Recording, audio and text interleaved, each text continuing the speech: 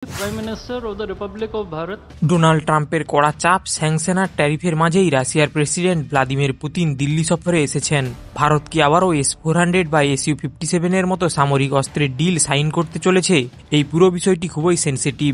একদিকে ইউক্রেন যুদ্ধ এখনো পুরোপুরি থেমে যায়নি, রাশিয়ার উপর পশ্চিমা স্যাংশন এখনো লেগে রয়েছে। অন্যদিকে মার্কিন প্রেসিডেন্ট ডোনাল্ড ট্রাম্প সরাসরি রাশিয়ান অয়েল আর ডিফেন্স সেক্টরের ওপর নতুন নতুন চাপ বাড়াচ্ছে।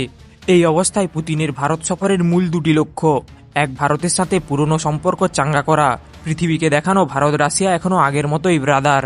দ্বিতীয়, রাশিয়ান তেল ও অস্ত্রের নতুন করে ডিল করা। অবশ্যই ভারতও নিজের ফায়দা দেখছে, সস্তা তেল ও ডিফেন্স আইটেম ফুল টেকনোলজি সহ হাতে আসতে পারে। আপনারা জানেন Russian S-400 air defence system ইতিমধ্যেই ভারত ব্যবহার করে। অপারেশন সিন্দুরে একটিও মিসাইল ও ড্রোন ভারতের অভ্যন্তরে ঢুকতে পারেনি। ভারত এই সিস্টেমের সক্ষমতায় এতটাই সন্তুষ্ট যে আরও 3 থেকে 5টি অতিরিক্ত S-400 রেজিমেন্ট অর্ডার দেওয়ার কথা ভাবছে। এছাড়া এই সিস্টেমে ব্যবহার করা 40N-6E ও 48N-6M এর মতো long range surface two air মিসাইলের প্রোডাকশন বা অ্যাসেম্বলি ভারতেই করার চেষ্টা। ভারতকে দুই শত্রু চীন পাকিস্তানের কথা মাথায় রেখেই এমন সিদ্ধান্ত গ্রহণ করতে হবে। দ্বিতীয় সবচেয়ে বড় আলোচনার বিষয় রাশিয়ান পঞ্চম প্রজন্মের যুদ্ধবিমান SU-57।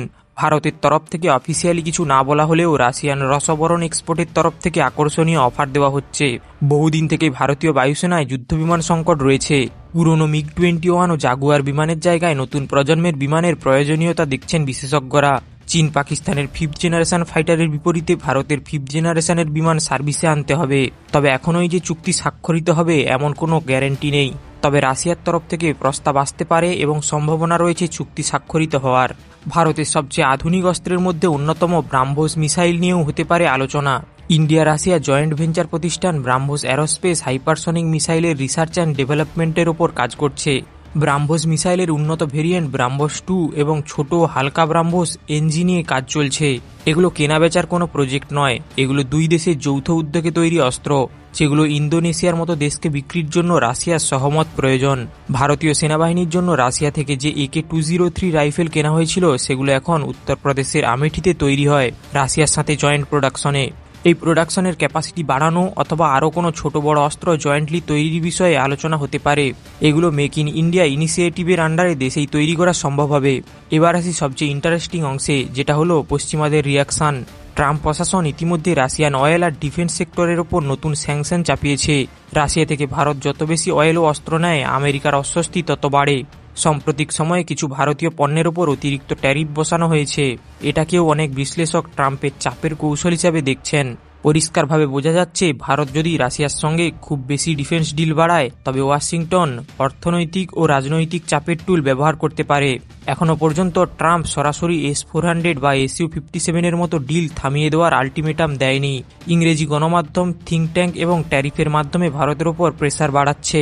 অনেকেই বলতে পারেন এত রিস্ক নেওয়ার দরকার কি, চাইলে তো আমেরিকান বা ইউরোপীয় অস্ত্র কিনতে পারে। এত ঝামেলা নিয়ে কেন রাশিয়ার দিকেই ঝুঁকছে ভারত? তাহলে শুনুন, আজও ভারতের প্রায় 70% ডিফেন্স প্ল্যাটফর্ম রাশিয়া থেকে এসেছে। SU-30 MKI, MiG-29, T-90 tank, Kamov helicopter, INS Vikramaditya, BrahMos, সব মিলিয়ে কোর কমব্যাট ক্যাপাবিলিটি এখনও রাশিয়ার ভিত্তির ওপর দাঁড়িয়ে। ভারতের সামনে এখন দুই ফ্রন্টের চ্যালেঞ্জ, পশ্চিমে পাকিস্তান, উত্তর পূর্বে চীন। হঠাৎ করে পুরো 70% অস্ত্র ছেড়ে আমেরিকান অস্ত্র কেনা কোনোভাবেই সম্ভব নয়। তাছাড়া শুধু প্লেন বা মিসাইল কিনলেই হবে না, টেকনোলজি ট্রান্সফার, সোর্স কোড দিতে হবে। রাশিয়া এখানে তুলনামূলকভাবে বেশি টেক ট্রান্সফারে রাজি। ব্রাহ্মোস, AK-203, SU-30 প্রোগ্রাম এগুলো তার প্রমাণ। এর মাধ্যমে ভারত ভবিষ্যতে পুরোপুরি নিজের ডিজাইনের প্ল্যাটফর্ম বানানোর দিকে এগোতে পারে। তো বন্ধুরা, পুতিনের এই ভারত সফর শুধু ভিজিট নয়, বরং আগামী 10-15 বছরের জন্য ভারতের সামরিক শক্তি, টেকনোলজি আর জিওপলিটিক্যাল অবস্থান ঠিক করে দেওয়ার একটা বড় মোড়। আমেরিকা চাপ দেবে, ট্যারিফ বাড়ানোর হুমকি দেবে, কিন্তু শেষ পর্যন্ত ভারত কি সিদ্ধান্ত নেয় সেটাই দেখার। তোমাদের কি মনে হয়, ভারতের SU-57 এবং অতিরিক্ত S-400 এর ডিল এগিয়ে নেওয়া উচিত, নাকি আমেরিকার চাপ মেনে নিয়ে রাশিয়া থেকে দূরে সরে আসা উচিত? কমেন্ট করে জানিয়ে দিন। আর ভিডিওটি ভালো লাগলে লাইক, সাবস্ক্রাইব করতে ভুলবেন না। ধন্যবাদ। Mr. Vladimir Putin, President of the Russian Federation, Shri Narendra Modi, Prime Minister of the Republic of Bharat.